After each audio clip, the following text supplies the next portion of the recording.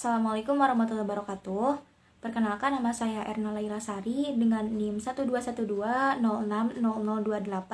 dari Pendidikan Biologi 2A Universitas Islam Negeri Sunan Gunung Jati Bandung. Video ini dipublikasikan untuk mereview materi dari mata kuliah Ilmu Fikih Pendidikan Fisika 2A. Untuk pembahasan kali ini akan membahas tentang sumber hukum Islam, yaitu As-Sunnah yang telah disampaikan oleh Bapak Fajar dan juga teman-teman dari kelompok 2.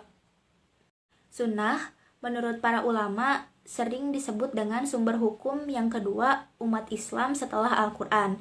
Dan juga sunnah sendiri sering disebut dengan hadis. Padahal sunnah dan hadis itu memiliki perbedaan. Pertama, seperti salah satunya, sunnah itu bersifat universal dan juga selalu mencangkup dengan tradisi, sedangkan hadis itu bersifat sempit dan juga tidak mencangkup suatu tradisi. Istilah sunnah sendiri menurut para ulama dan juga ushul dan hadis merupakan suatu yang sumbernya itu berasal dari Rasulullah Shallallahu Alaihi Wasallam, baik itu perkataan, perbuatan dan juga ketetapannya.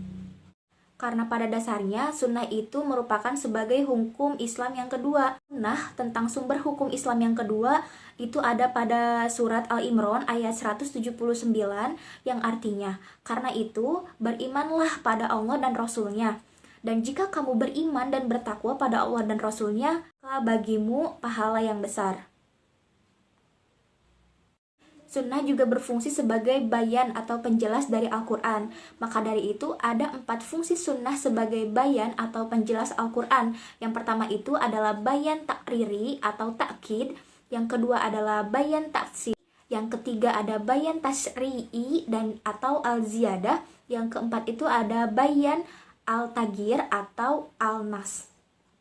Fungsi yang pertama yaitu bayan takriri atau takkid itu berfungsi sebagai menegaskan dan juga memperkuat apa yang telah ditetapkan dan juga dijelaskan dalam Al-Quran. Untuk yang kedua yaitu bayan tafsir adalah untuk memberikan tafsir dan juga rincian hal yang telah dibahas dalam Al-Quran.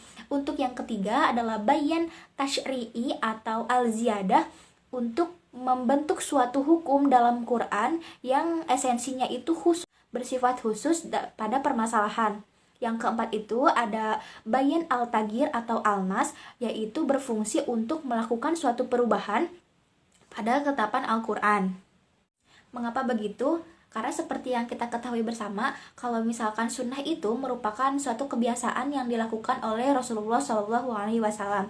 Maka dari itu, para sahabat itu berinisiatif untuk membukukan suatu kebiasaan tersebut. Maka sunnah itu yang biasanya orang-orang menyebut sunnah itu sebagai hadis.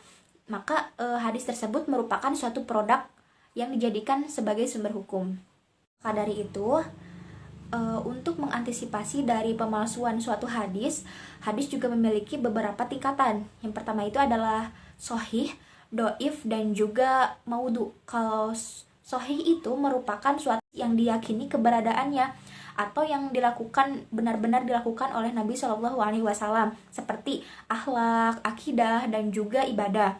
Untuk doif sendiri itu merupakan hukum tingkatan yang lemah atau berisi keraguan di dalamnya dan juga berisi pendapat dari ulama yang berbeda pendapat. Sedangkan kalau maudhu sendiri itu merupakan hadis yang benar-benar tidak dilakukan oleh Nabi. Jadi hadis tersebut bisa dibilang dengan hadis palsu atau kebiasaan-kebiasaan yang tidak dilakukan oleh Nabi, berarti itu merupakan hadis palsu.